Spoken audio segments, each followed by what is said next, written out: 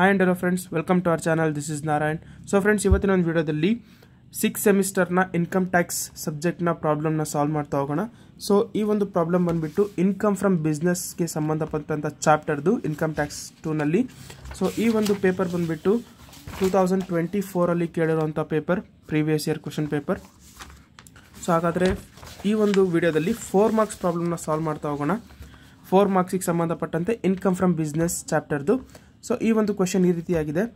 Mister Sanjeevaraya, sole trader, prepared profit and loss account for the year ending 31/3/2023. So sole trader ಅಂತೆ mister Sanjeeva, this is the assessee ಇವರು. Next particulars rupees ಕೊಟ್ಟಿದ್ದಾರೆ, ಒಂದು trading account ಕೊಟ್ಟಿದ್ದಾರೆ. ಇದರಲ್ಲಿ ನೋಡ್ತಾ ಹೋಗೋಣ ಯಾವ್ಯಾವ ಕೊಟ್ಟಿದ್ದಾರೆ ಅಂತ. ಕಂಪ್ಯೂಟರ್ ಪರ್ಚೇಸ್ ಕೊಟ್ಟಿದ್ದಾರೆ, household expenses, staff salary, donation to XYZ property, provision for tax, raw materials, office expenses, depreciation, net profit ಕೊಟ್ಟಿದ್ದಾರೆ. ಸೊ ಒಂದು ಇದಕ್ಕೆ ಫಾರ್ಮೆಟ್ ಬಂದು ಈ ರೀತಿಯಾಗಿ ಇರುತ್ತೆ. ಸೊ ಇದರಲ್ಲಿ ಏನೇನೆಲ್ಲ ತಗೋಬೇಕು ನಾವು ಅಂದರೆ, ಇದರಲ್ಲಿ ಇನ್ಅಡ್ಮಿಸಬಲ್ ಎಕ್ಸ್ಪೆನ್ಸಸ್ ಯಾವುದು, ಅಡ್ಮಿಸಬಲ್ ಎಕ್ಸ್ಪೆನ್ಸಸ್ ಯಾವುದು, ರೈಟ್ ಸೈಡಿಗೆ ಬಂದರೆ ಬಿಸ್ನೆಸ್ ಇನ್ಕಮ್ ಯಾವುದು, ನಾನ್ ಬಿಸ್ನೆಸ್ ಇನ್ಕಮ್ ಯಾವುದು ಅಂತ ಸೆಗ್ರಿಗೇಟ್ ಮಾಡ್ಕೋಬೇಕು. ಸೊ ಒಂದು ವಿಷಯ ಕರೆಕ್ಟಾಗಿ ಜ್ಞಾಪಕ ಇಟ್ಕೊಳ್ಳಿ, P&L ಅಕೌಂಟಲ್ಲಿ ಯಾವ್ಯಾವ ಬರುತ್ತೋ ಅವೆಲ್ಲನೂ ಕೂಡ ಇನ್ಅಡ್ಮಿಸಬಲ್ ಎಕ್ಸ್ಪೆನ್ಸಸ್ ಆಗಿರುತ್ತೆ ಮತ್ತು ನಾನ್ ಬಿಸ್ನೆಸ್ ಇನ್ಕಮ್ ಆಗಿರುತ್ತೆ. ಅಡ್ಜಸ್ಟ್ಮೆಂಟಲ್ಲಿ ಕೊಟ್ಟಿದ್ರೆ ಅವು ಅಡ್ಮಿಸಬಲ್ ಎಕ್ಸ್ಪೆನ್ಸಸ್ ಆಗುತ್ತೆ ಮತ್ತು ಬಿಸ್ನೆಸ್ ಇನ್ಕಮ್ಸ್ ಆಗ್ತಾ ಹೋಗುತ್ತೆ. ಸೊ ಇದರಲ್ಲಿ ಅಡ್ಜಸ್ಟ್ಮೆಂಟ್ಸ್ ಕೊಟ್ಟಿಲ್ದಲ್ಲ ಇರೋ ಕಾರಣ ಇಲ್ಲಿರುವಂಥ ಪ್ರತಿಯೊಂದು ಕೂಡ ಒಂದು ಇನ್ಅಡ್ಮಿಸಬಲ್ ಎಕ್ಸ್ಪೆನ್ಸಸ್ ಆಗುತ್ತೆ ಡೆಬಿಟ್ ಸೈಡು, ಕ್ರೆಡಿಟ್ ಸೈಡಲ್ಲಿರೋದು ನಾನ್ ಬಿಸ್ನೆಸ್ ಇನ್ಕಮ್ ಆಗುತ್ತೆ. ಸೊ ಇದರಲ್ಲಿ ಯಾವುದಾದ್ರೂ ಬಿಸ್ನೆಸ್ ಇನ್ಕಮ್ ಇದೆಯಾ ಅಥವಾ ಅಡ್ಮಿಸಬಲ್ ಎಕ್ಸ್ಪೆನ್ಸಸ್ ಇದೆಯಾ, ಮಿಸ್ ಆಗಿ ಯಾವುದಾದ್ರೂ ಇದೆಯಾ ಅಂತ ಚೆಕ್ ಮಾಡಿ ನಾವು ತಗೋಬೇಕು. ಸೊ ಫಾರ್ಮೆಟ್ ಬಂದು ಈ ರೀತಿಯಾಗಿದೆ. ಫಸ್ಟಿಗೆ ಹೆಡ್ಡಿಂಗ್ ಹಾಕೋಬೇಕು ನಾವು, computation of taxable income from business ಅಂತ.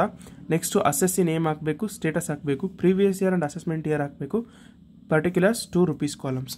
ಓಕೆ, ಸೊ ಫಸ್ಟಿಗೆ ನಾವು ಅಸೆಸ್ಸಿ ನೇಮ್ ಹಾಕ್ತಾ ಹೋಗೋಣ. ಅಸೆಸ್ಸಿ ನೇಮ್ ಬಂದುಬಿಟ್ಟು ಸಂಜೀವರಾಯ ಅಂತ ನೋಡ್ಕೊಂಡಿದ್ದೀವಿ, ಹಾಕೋಣ. Assessee name mister Sanjeevaraya.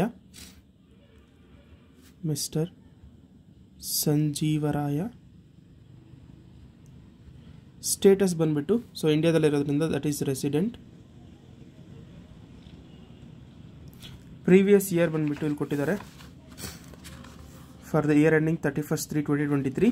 ಮತ್ತು ಇಲ್ಲಿ ಅಸೆಸ್ಮೆಂಟ್ ಇಯರ್ ಕೊಟ್ಟಿದ್ದಾರೆ 23-24 ಅಂತ. ಅಸೆಸ್ಮೆಂಟ್ ಇಯರ್ 23-24 ಆದರೆ 2023-24. ಸೊ ಪ್ರೀವಿಯಸ್ ಇಯರ್ ಒಂದು ವರ್ಷ ಹಿಂದೆ ಆಗುತ್ತೆ, ದಟ್ ಈಸ್ 2022 and 23. ಸೊ ಫಸ್ಟಿಗೆ ಪರ್ಟಿಕ್ಯುಲರ್ಸಲ್ಲಿ ಕೆಳಗಡೆ ನಾವು ನೆಟ್ ಪ್ರಾಫಿಟ್ ಹಾಕ್ಕೊಳ್ಬೇಕು. ನೆಟ್ ಪ್ರಾಫಿಟ್ ಇದು ಫಾರ್ಮೆಟಲ್ಲಿರುವಂಥದ್ದು net profit. So net profit amount ಕೊಟ್ಟಿದ್ದಾರೆ ನಮಗೆ ಕ್ವಶನಲ್ಲಿ, ದಟ್ ಈಸ್ 4,50,000 rupees. ಓಕೆ, 4,50,000 rupees ಡೈರೆಕ್ಟ್ ಔಟರ್ ಕಾಲಮ್ಗೆ ಹಾಕೋಣ. ನೆಕ್ಸ್ಟ್ ಫಾರ್ಮೆಟ್ ಬಂದು ಒಂದ್ಸರಿ ನಿಮಗೆ format ತೋರಿಸ್ಬಿಡ್ತೀನಿ.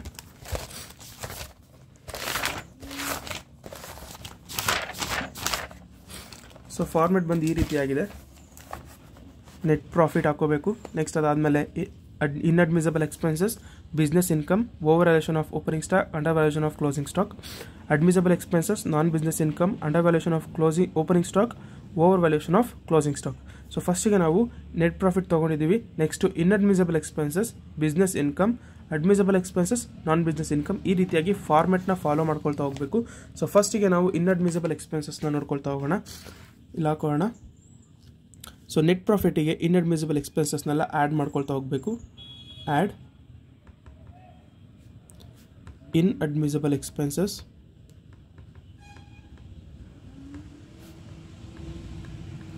Debited to P&L account.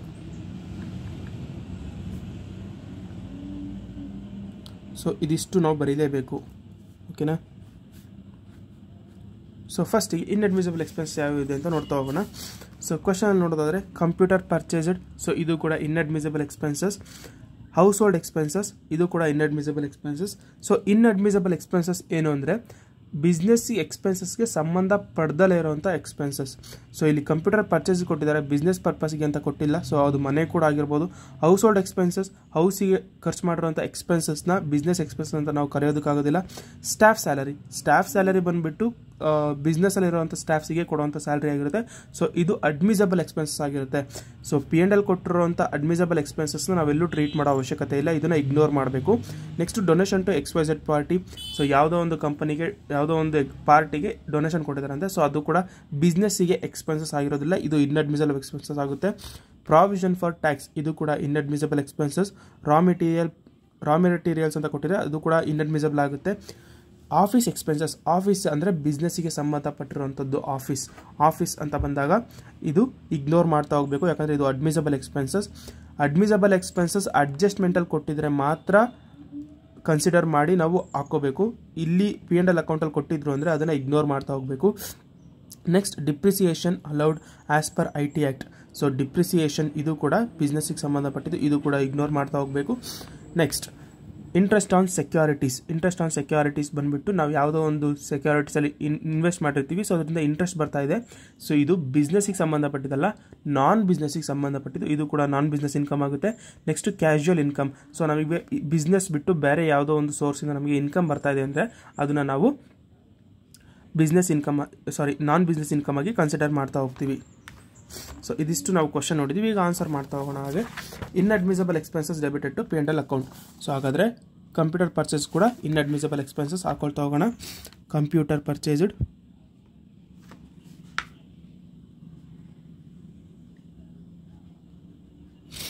So computer purchase amount ಬಂದುಬಿಟ್ಟು 1 lakh rupees ಇದೆ, ಹಾಕೊಳ್ತಾ ಹೋಗೋಣ 1 lakh rupees. Next household expenses 25,000.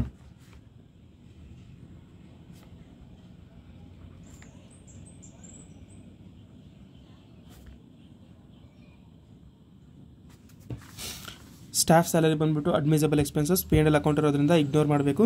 Donation to XYZ party 5 lakh ತಗೊಳ್ಳೋಣ. Donation to XYZ party, that is 5 lakh rupees. Next ಬಂದುಬಿಟ್ಟು provision for tax ಇದೆ 1 lakh, ಅದನ್ನು ತಗೊಳ್ಳೋಣ.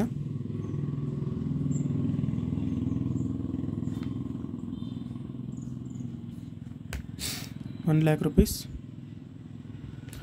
Next raw materials 5 lakh ತಗೊಳ್ಳೋಣ.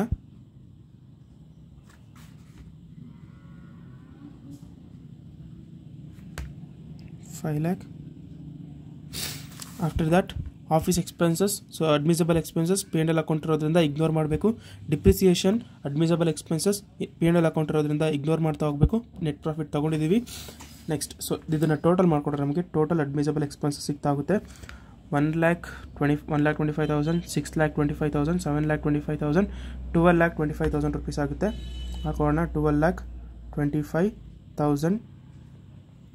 So next business income. So ಫಾರ್ಮ್ಯಾಟಿಗೆ ಬಂದರೆ ನೆಕ್ಸ್ಟಿಗೆ business income ಇರುತ್ತೆ. ಸೊ ಅಲ್ಲಿ ಮೆನ್ಷನ್ ಮಾಡ್ಕೊಳ್ಳೋಣ ಬಿಸ್ನೆಸ್ ಇನ್ಕಮ್ ಅಂತ. ಸೊ ಬಿಸ್ನೆಸ್ ಇನ್ಕಮ್ ಯಾವುದು ಇಲ್ದಲೇ ಇರೋದ್ರಿಂದ ಸೊ ಒಂದು ಡ್ಯಾಶ್ ಹಾಕೋಣ. Next less admissible expenses.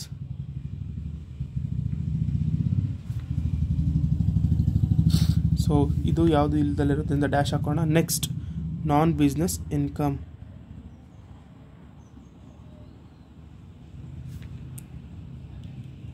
Credited to P&L account. ಹಂಗಂದರೆ ಸೊ ನಾನ್ ಬಿಸ್ನೆಸ್ ಇನ್ಕಮ್ ಇರೋದು P&L ಅಕೌಂಟಲ್ಲಿ ಕ್ರೆಡಿಟ್ ಆಗಿಬಿಟ್ಟಿದೆಯಂತೆ. ಸೊ ಹಾಗಾದರೆ ಅದನ್ನು ಮತ್ತೆ ನೆಟ್ ಪ್ರಾಫಿಟಿಂದ ಲೆಸ್ ಮಾಡ್ತಾ ಹೋಗಬೇಕು. ಸೊ ಹಾಗಾದರೆ ನಾನ್ ಬಿಸ್ನೆಸ್ ಇನ್ಕಮ್ ಯಾವ್ಯಾವ ಇದೆ ಅಂದರೆ ಇಂಟ್ರೆಸ್ಟ್ ಆನ್ ಸೆಕ್ಯೂರಿಟೀಸ್ 75,000 ಇದೆ. Interest on securities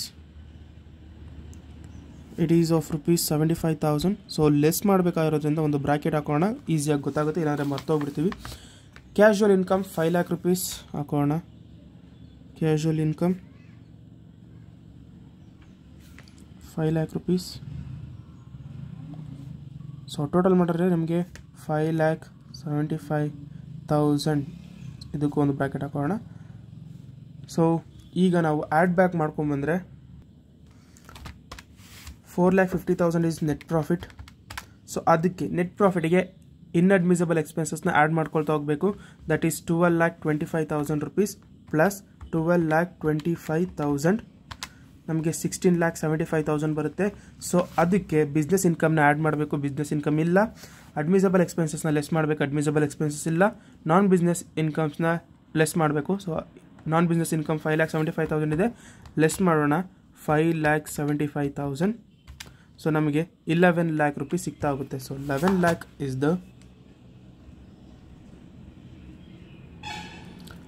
the taxable income from business. So taxable income from business. So ಇಷ್ಟನ್ನು ಕ್ಯಾಲ್ಕುಲೇಟ್ ಮಾಡಿದ್ರೆ ನಮಗೆ ಈಸಿಯಾಗಿ 4 marks ಸ್ಕೋರ್ ಮಾಡ್ತಾ ಹೋಗ್ಬೋದು. ಸೊ ಇದೇ ರೀತಿಯಾಗಿ 12 marks ಪ್ರಾಬ್ಲಮ್ನು ಸಾಲ್ವ್ ಮಾಡಬೇಕು. ಸೊ ಅದರಲ್ಲಿ business income and admissible expenses ಕೊಟ್ಟಿರ್ತಾರೆ. ಯಾಕಂದರೆ 12 marks ಪ್ರಾಬ್ಲಮಲ್ಲಿ ಅಡ್ಜಸ್ಟ್ಮೆಂಟ್ಸ್ ಇರುತ್ತೆ. ಸೊ ಅದು ಸಾಲ್ವ್ ಮಾಡಿದ್ರೆ ಈಸಿಯಾಗಿ ನಮಗೆ 12 marks ಸ್ಕೋರ್ ಮಾಡ್ಬೋದು. ಸೊ 4 marksಗೆ ಇಷ್ಟು ಸಾಲ್ವ್ ಮಾಡಿದ್ರೆ ಈಸಿಯಾಗಿ 4 marks ಸ್ಕೋರ್ ಮಾಡ್ಬೋದು. ಬೇಕಾದ್ರೆ ಸ್ಕ್ರೀನ್ಶಾಟ್ ತೊಗೊಳ್ಳಿ. ಆ್ಯಂಡ್ ವಿಡಿಯೋ ಅರ್ಥ ಆಗಿದ್ರೆ ಲೈಕ್ ಮಾಡಿ, ಶೇರ್ ಮಾಡಿ ಆ್ಯಂಡ್ ಸಬ್ಸ್ಕ್ರೈಬ್ ಮಾಡಿ guys. Thank you. Bye. See you in the next video.